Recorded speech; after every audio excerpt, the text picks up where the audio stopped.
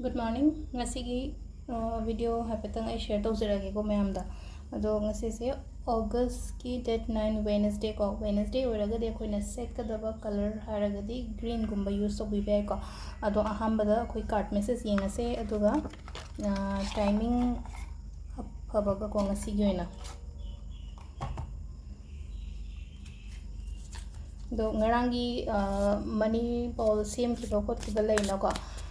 Kena tawraga dum hapsan biba yarani ko locker da kaida hapsan biba yarani natraga aigi locker gumba letraga su upu gumba da dum haitare ko katang haide aina paisang sa thambam jaga adai kanta thambada ada wada ina thambiro adugi potuma ado khoi first ko akhoi 3 ka thok jarage ko 3 da gi ama khanbiro ngasi gi energy haitare ko 1 2 3 ko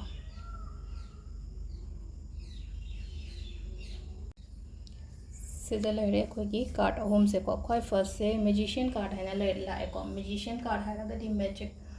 अदम आइना खनबा आइना Pamba खोटबा pot ma'am दो फंगबा ओइबा है तारे को यामना positive ओइबा card ने को है दी आइना निंगिबा आइना खोलिबा आइना पामजरिबा कोले मैम दो लोइना फंगजाबा निंगबा थुंगबा है तारे को सुम आइना ngasi keno ma ninge na khalase adugi poto aina phangjaba ko ani suba sinda ko है दी लोइना हकचांग से हजिक से है तारे को पूरा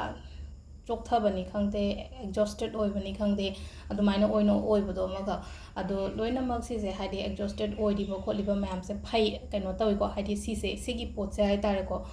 एन ओइरकपा हाइ तारे को नुवाइतबो खोतबो लेरगा सुको एन ओइरकपा लोइशलकपा खोचलकपा ओइना ओइबा हजिक से हाइ तारे को आइकी प्रॉब्लम लेबा मतमदा अदुगा लास्ट केस ने एज ऑफ पेंटिकल्स अगेन यामना अमुक हाइ तारे को सिसु दुम हाइदे unexpected ta hai tare ko hai de thajadana adu simasu engonda afaba lakpa hai tare ko either job gi oiro paisa gi oiro magi oiro ko khangodana hai tare ko yam thajadana mi khangna takka pirak pagumba leina ko natraga hai e nang sima tawne kaina mating gumba ga phangba ko pa hai tare ko aduga adu mathakta mu ishorna su chanbiba oiba hai tare ko sum ngasi gi numit gi oina hairaga di ko ishor gi blessings leye ko aduduna hai di like khorambo ko phajana khorambio aduga khoi first ki ko timing se ko ayuk ki pung 3 ga minute ni putaruk tagina pung 9 ga minute ahum phawum lere ko adagi 8 ga minute ni puma thoi dena 13 ga minute kun phawum lere adagi 2 ga minute kun 13 tagina nungdawarong gi pung 5 ga minute yankai 3 phawum lere ko adagi 8 ga minute 13 tagina ahingi 13 ga minute kun phawum lere ko sisina khoi gi timing afaba ko ado sida lere khoi ngasi gi card ki message ma'am thank you